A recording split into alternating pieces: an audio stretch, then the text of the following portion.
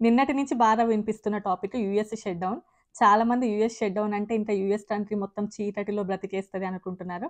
అలా ఏమీ ఉండదు. కొన్ని చేంజెస్ ఉంటాయి. అవేంటి అనేసి ఈ వీడియోలో చెప్తాను. ఎస్పెషల్లీ మనకి వీసాలకు సంబంధించి వాటికి ఎలాంటి ఇంపాక్ట్ ఉంటది అని జెప్పేసి అండ్ ఎక్స్‌టెన్షన్స్‌కి కానియండి, లేకపోతే గ్రీన్ కార్డ్ ప్రాసెస్ కావచ్చు, లేకపోతే ఈఏడీ రెన్యువల్స్‌కి ఎళ్తారు కదా! అండ్ వాళ్ళకి కానియండి, అండ్ ఎవరైనా ఇండియా నుంచి ఇప్పుడు వస్తున్నప్పుడు ఇక్కడ ఎయిర్‌పోర్ట్ లోపల ఇలాంటివి ఏమేమి చేంజెస్ ఉంటాయి అని జెప్పేసి అయితే ఈ వీడియోలో మీతో అయితే షేర్ జేస్తాను.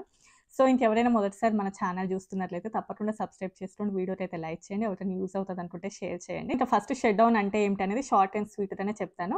నార్మల్‌గా గవర్నమెంట్ రన్ అవ్వాలి అంటే మనీ ఉండాలి. అది ఎక్కడైనా కూడా. ఆ గవర్నమెంట్ కింద కొన్ని డిపార్ట్‌మెంట్స్ అనేవి ఉంటాయి కదా! సో, అవి రన్ అవ్వాలి అంటే కూడా మనీ కావాలి. దానికోసమైతే ఒక బిల్‌నైతే పాస్ చేయాల్సిందుంటది. యూఎస్‌లో ఏదైనా ఒక బిల్లు పాస్ అవ్వాలి అంటే ఫస్ట్ హౌస్ ఆఫ్ రిప్రజెంటేటివ్‌లో పాస్ అవ్వాలి. ఆ తర్వాత సెనేట్, ఆ తర్వాత వైట్ హౌస్ లోపల ట్రంప్ సైన్ చేస్తారు. సో, ఇలా ఒక ప్రాసెస్ అనేది ఉంటది. సో, ఇంకా అలాగే ఈ స్పెండింగ్ బిల్ పాస్ అవ్వాలి అన్నా కూడా అందరూ కూడా యాక్సెప్ట్ చేయాలి. ఫస్ట్ హౌస్ ఆఫ్ రిప్రజెంటేటివ్ లోపల అందరూ కూడా యాక్సెప్ట్ చేశారు. ఎందుకంటే అక్కడ మొత్తం కూడా ట్రంప్‌దే కాబట్టి. అండ్ నెక్స్ట్ సెనేట్‌కొచ్చేలోపు అక్కడ 60 ఓట్లు రావాలి. ఆల్‌మోస్ట్ 52 ఏమో వచ్చాయి. అంటే ఒక 6 7 తక్కువలో వచ్చాయి. బట్ అప్పుడు రిమైనింగ్ పార్టీ వాళ్ళు ఎవరైతే ఉంటారో వాళ్ళ అపోజిషన్ వాళ్ళు కానియండి, లేకపోతే కొంతమంది మ్యూచువల్ వాళ్ళు ఉంటారు కదా! వాళ్ళు వీళ్ళకి సపోర్ట్ చేయాలి. బట్ వాళ్ళెవరు కూడా వీళ్ళకి సపోర్ట్ చేయలేదు. ఎందుకు సపోర్ట్ చేయాలి అని అనుకోలేదు అనంటే లాస్ట్ టైము మనం ఆల్రెడీ ఒక వీడియోలో చెప్పాను కదా! బిగ్ బ్యూటిఫుల్ బిల్ అని చెప్పేసి. అందులోపల చాలా రకాల చేంజెస్ అయితే తీసుకొనొచ్చారు. ఎస్పెషల్లీ మెడికల్‌కి సంబంధించినవి అండ్ ఏవైతే హెల్త్ డిపార్ట్‌మెంట్స్ ఉంటాయో వాటికి రావాల్సినటువంటి ఫండింగ్‌ని చాలా వరకు తగ్గించేశారు ఆ బిల్లు లోపల. సో, అప్పుడు గూడా వీళ్ళకి నచ్చలేదు. సేమ్ దాని గురించే వీళ్ళేంటి అంటే ఏవైతే హెల్త్ డిపార్ట్‌మెంట్స్ అండ్ మెడికల్ వీటికి సంబంధించినవి ఉన్నాయో దాని యొక్క ఫండింగ్‌నైతే మీరు చాలా వరకు తగ్గించారు. అలా ఉండకూడదు. యాజ్ యూజువల్‌గా ఉండాలి. ఎప్పటిలాగానే ఉండాలి అంటే మన సీతయ్య ఎవ్వరి మాట వినరు కాబట్టి లేదు అది ఎప్పటిలాగానే ఉంటది. అందులోపల ఎలాంటి మార్పులైతే తీసుకురాను అని జెప్పారు. సో, దాని వలన వాళ్ళేమి కూడా యాక్సెప్ట్ చేయలేదు. సో, దాని వలన ఏంటి అంటే ఆల్రెడీ ఎప్పుడైతే న్యూ బిల్ అనేది పాస్ అవ్వాలో ఆ డేట్‌కి అది రెన్యువల్ అవ్వాల్సిందుంటది కదా! అందువలన అది అవ్వలేదు. ఆల్‌మోస్ట్ 2 డేస్ ముందు నుంచే ఇంకొక 2 డేస్ లోపల న్యూ బిల్ రావాలి కాబట్టి రాలేదు కాబట్టి యూఎస్‌లో షట్ డౌన్ అవుతది అనేసి 2 డేస్ ముందు నుంచే మనకి వినిపిస్తూ ఉన్నది. I mean previous budget date ఏదైతే ఉందో అది ఆల్‌మోస్ట్ దాటిపోవడానికి వస్తూ ఉంటది కాబట్టి 2 డేస్ ముందు నుంచే బాగా వినిపిస్తుంది. సేమ్ ఇలాగే లాస్ట్ టైమ్ గూడా ఐ మీన్ షట్ డౌన్ అవుతది అన్నారు. నేను గూడా అప్పుడు ఈ వీడియో చేశాను మొత్తం. ఇప్పుడు చెప్పిందే ఆల్రెడీ లాస్ట్ టైమ్ గూడా చెప్పాను. నా వీడియోస్ రెగ్యులర్‌గా ఫాలో అయ్యే వాళ్ళకి ఒక 1 ఇయర్ బ్యాక్ ఎళ్తే ఉంటది వీడియో. సేమ్ అలానే బట్ అప్పుడు షట్ డౌన్ అవ్వలేదు. బట్ ఈసారైతే షట్ డౌన్ అయింది. సో, ఇంకా యూఎస్‌లో కూడా ఆ బడ్జెట్ డేట్‌కి 4 అవర్స్, 5 అవర్స్ ముందు నుంచే 4 అవర్స్ మూర్, 5 అవర్స్ మూర్, 2 అవర్స్, 1 అవర్ అని జెప్పేసి ఇంకా ఆ తర్వాత మొత్తం లైట్స్ ఆఫ్ అయిపోతాయని జెప్పేసి అంత డ్రామాటికల్‌గా చేశారు గానీ, అంత డ్రామాటికల్‌గా ఏమీ లేదు. నార్మల్‌గా ఇంకా ఎప్పుడైతే షట్ డౌన్ అవుతదో ఆ తర్వాత రోజు నుంచి ఏవైతే ఫెడరల్ డిపార్ట్‌మెంట్ కింద అంత నాన్ ఎసెన్షియల్ ఏవైతే ఉంటాయో అవి వర్క్ అవ్వడం అయితే మానేస్తాయి. కొన్ని ఎసెన్షియల్ తప్పకుండా వర్క్ చేయాలి అన్నది యాజ్ యూజువల్‌గా వర్క్ అవుతూనే ఉంటాయి. అంటే ఈ షట్ డౌన్ వలన 7-8 లక్షల మంది ఎంప్లాయీస్‌కైతే ఇబ్బంది కలిగేటటువంటి ఛాన్సెస్ ఉన్నాయి అని జెప్పేసి. అండ్ ఏవైతే మెయిన్‌లీ తప్పకుండా ఎసెన్షియల్ అని ఉన్నాయో అది యాజ్ యూజువల్‌గా నడుస్తాయి. ఎసెన్షియల్స్ అంటే సోషల్ సెక్యూరిటీ బెనిఫిట్స్ కానియండి, అండ్ సీబీపీ కావచ్చు, అండ్ రీసెంట్‌గా ఫార్మ్ అయినటువంటి ఐసీఈటీ కానియండి, అండ్ ఇంకా మెడికల్ కానియండి, మెడ్‌కేర్ సర్వీసెస్ కావచ్చు, అండ్ ఎయిర్‌పోర్ట్ లోపల స్క్రీనింగ్ కానియండి, అండ్ ఆహ్, airport and aircraft securities, military and air force ఇవన్నీ కూడా యాజ్ యూజువల్‌గా ఎప్పటిలాగానే రన్ అవుతాయి. అంటే మనకి తప్పకుండా ఇవి లేకపోతే నడవదు అనేవి ఏవి కూడా క్లోజ్ అవ్వవు. అవన్నీ కూడా యాజ్ యూజువల్‌గానే రన్ అవుతూనే ఉంటాయి. అండ్ ఇప్పుడొచ్చేసి ఏవి పెద్దగా ప్రాబ్లమ్ క్రియేట్ చెయ్యవు అని అనుకుంటారు. అండ్ ఎస్పెషల్లీ మన వీసాస్‌కి ఏం ఎఫెక్ట్ అవుతది అనంటే, మెయిన్‌లీ కూడా ఇప్పుడు లేబర్ డిపార్ట్‌మెంట్ ఉంటది కదా! అది కంప్లీట్‌గా కూడా షట్ డౌన్ అవుతది. లేబర్ డిపార్ట్‌మెంట్ అనేది కంప్లీట్‌లీ ఆహ్, ఫెడరల్ నుంచే ఫండ్స్ రావాలి. సో, అదైతే క్లోజ్ అవుతది కాబట్టి, ఎవరైతే హెచ్-1బీ ఫైలింగ్ చేసుకుంటారో అంటే హెచ్-1బీ లేబర్ ఫైలింగ్ కావాలో వాళ్ళకి మాత్రం ఇది డిలే అవుతది. అంటే మేబీ ఇది 1 మంత్ ఉంటదా? 15 డేస్ ఉంటదో?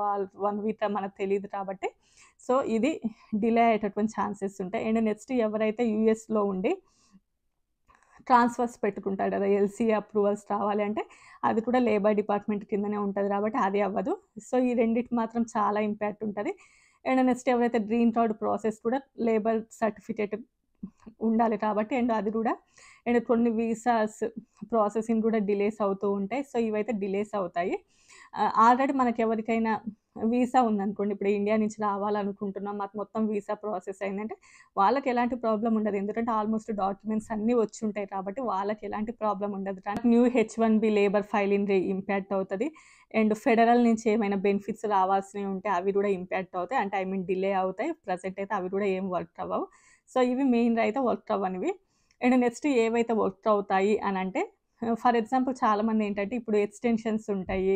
అండ్ ఈఏడీ రెన్యువల్స్ జరుగుతూ ఉన్నాయి కదా! వాటి యొక్క ప్రాబ్లమ్ ఏంటి అంటే యూఎస్‌సీఎస్ అనేది ఫీ బేస్డ్. అంటే ఐ మీన్ మనము ఎక్స్‌టెన్షన్స్‌కి వెళ్ళాలి అనుకున్నా కానియండి, లేకపోతే రెన్యువల్‌కి వెళ్ళాలనుకున్నా కూడా మనం ఫీ పే చేస్తాం. అది నాట్ కంప్లీట్‌లీ ఫెడరల్ కింద ఏమీ ఉండదు. సో, అవి యాజ్ యూజువల్‌గా రన్ అవుతాయి. ఇప్పుడు ప్రెజెంట్ ఏం బాగా ఫాస్ట్‌గా ప్రాసెస్ ఏం లేదు కదా! ఇప్పుడు కూడా ఎక్స్‌టెన్షన్స్ రావాలి అనుకున్నా అండ్ మనము రెన్యువల్‌కెళ్ళాలి అనుకున్నా కూడా ఆ ప్రాసెస్ అనేది ఇప్పుడు ప్రెజెంట్ అయితే స్లోగానే నడుస్తుంది. అది అలాగే స్లోగానే నడుస్తూ ఉంటది కానీ, ఈ షట్ డౌన్‌కి, ఈ ఎక్స్‌టెన్షన్స్‌కి ఎలాంటి సంబంధం అయితే ఉండదు. బట్ మనం జాబ్ చేంజ్ అయిన తర్వాత ఎల్‌సీఏ దానికి మాత్రం ప్రాబ్లమ్. దానికి మాత్రం కొద్ది రోజులు మనం వెయిట్ చేయాలి. ఇది ఎన్ని డేస్ ఉంటే అన్ని డేస్ వరకు. అండ్ నెక్స్ట్ కోర్ట్‌కి సంబంధించినవి ఏవైనా ఉంటాయి కదా! సో, అవి కూడా ప్రెజెంట్ అయితే స్టాప్ చేస్తారు. అండ్ ఇవన్నీ కూడా మరి ఫెడరల్ నుంచి అసలు మనీ రాకపోతే ఎలా నడుస్తాయి? అండ్ ఈ సోషల్ సెక్యూరిటీ బెనిఫిట్స్, మెడికేడ్ అంటే అది అంటే ఒక 1 మంత్ టైమ్ ఏమన్నా పట్టొచ్చేమో. బట్ మనకు తెలీదు ఎంత టైం పడతదో. బట్ వన్స్ ఇది ఓకే అయిన తర్వాత వాళ్ళకి ఇవ్వాల్సిన మనీ వాళ్ళకిచ్చేస్తారు. ఎందుకంటే అవి లేకపోతే చాలా ఇబ్బందవుతది జనాలకు కాబట్టి అవి కంప్లీట్‌గా క్లోజ్ చేయరు. బట్ ప్రెజెంట్ అంత నీడ్ కాదు. ఓకే. క్లోజ్ అయినా పెద్ద నష్టం ఏమీ లేదు అని అనిపించినవయితే షట్ డౌన్ అవుతాయి. బట్ వాళ్ళకి నష్టం లేకపోయినా కూడా ఎవరైతే న్యూగా ఫైలింగ్ చేసుకుంటూ ఉంటారో అండ్ వాళ్ళకి ఎక్కువ ఇంపాక్ట్‌నయితే ఇస్తది. అండ్ నెక్స్ట్ యూఎస్ లోపల నేషనల్ పార్క్స్ ఏవైతే ఉంటాయో అవి కూడా కంప్లీట్‌గా ఫెడరల్ నుంచే మనీ రావాల్సింది ఉంటది కాబట్టి అవి కూడా కంప్లీట్‌గా క్లోజ్ అవుతాయి. ఎందుకంటే దానివలన ఏంటంటే చాలామంది జాబ్స్ కోల్పోతారు. ఎందుకంటే దాని లోపల వర్క్ చేసేవాళ్ళు ఉంటారు కదా! నేషనల్ పార్క్ క్లీనింగ్ చేసేవాళ్ళు కానియండి, వాష్‌రూమ్స్ ఉంటాయి. అవి క్లీన్ చేసేవాళ్ళు కావచ్చు. వాళ్ళు ఒక 1 వీక్ ఆర్ 1 మంత్ ఇక్కడే డైలీ వర్క్ చేస్తేనే డైలీ వచ్చే మనీతోనే చాలామంది నివసిస్తూ ఉంటారు యూఎస్‌లో. సో, అలాంటప్పుడు ఏమవుతదంటే వాళ్ళకి చాలా వరకు ఇంపాక్ట్‌ని క్రియేట్ చేస్తది. సో, ఈ నేషనల్ పార్క్స్ అవి క్లోజ్ అవుతాయి. సో, ఈ టైంలో వెళ్ళకపోవడం బెటర్. ఎందుకంటే అంత నీట్‌గా ఉండవు కాబట్టి.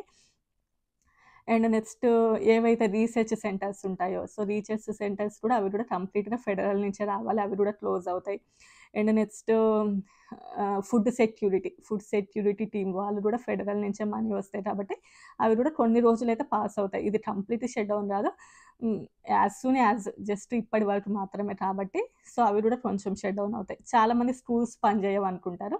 స్కూల్స్ అనేవి చాలా వరకు స్టేట్స్ మెయింటైన్ చేస్తూ ఉంటాయి కాబట్టి స్కూల్స్ అనేది యాజ్ యూజువల్‌గానే రన్ అవుతుంటాయి. మొత్తం కూడా ఫెడరల్ నుంచి మాత్రమే ఫండింగ్ వచ్చే స్కూల్స్ ఏమన్నా ఉంటే మేబీ అవి క్లోజ్ అవ్వచ్చు కానీ ప్రెజెంట్ అయితే ఇక్కడ అన్ని స్కూల్స్ యాజ్ యూజువల్‌గానే రన్ అవుతూ ఉన్నాయి. అండ్ నెక్స్ట్ స్టూడెంట్స్‌కి వచ్చేటటువంటి లోన్స్ ఉంటాయి కదా! అందులోపల కూడా డిలేస్ జరుగుతూ ఉంటాయి. అండ్ యూఎస్‌లో ఉన్న వాళ్ళకి ఈఎస్ఏ సర్వీసెస్ అవి ఇవి రన్ అవుతూనే ఉంటాయి. అండ్ పోస్టల్ సర్వీసెస్ రన్ అవుతూనే ఉంటాయి.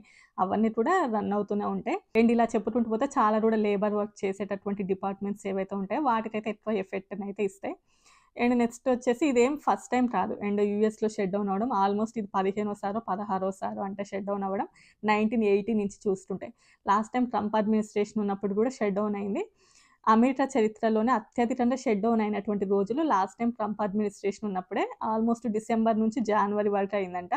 ఐ మీన్ 35 డేసో ఎంతో సమ్ డేస్ అటు ఇటు అవ్వచ్చులేండి గానీ ఆల్మోస్ట్ అంటే అమెరికన్ చరిత్రలోనే ఎక్కువ రోజులు షట్ డౌన్ అయినటువంటి డేస్ అవి. మళ్ళీ ట్రంప్ అడ్మినిస్ట్రేషన్ వచ్చిన తర్వాత మళ్ళీ షట్ డౌన్ అయితే అయింది.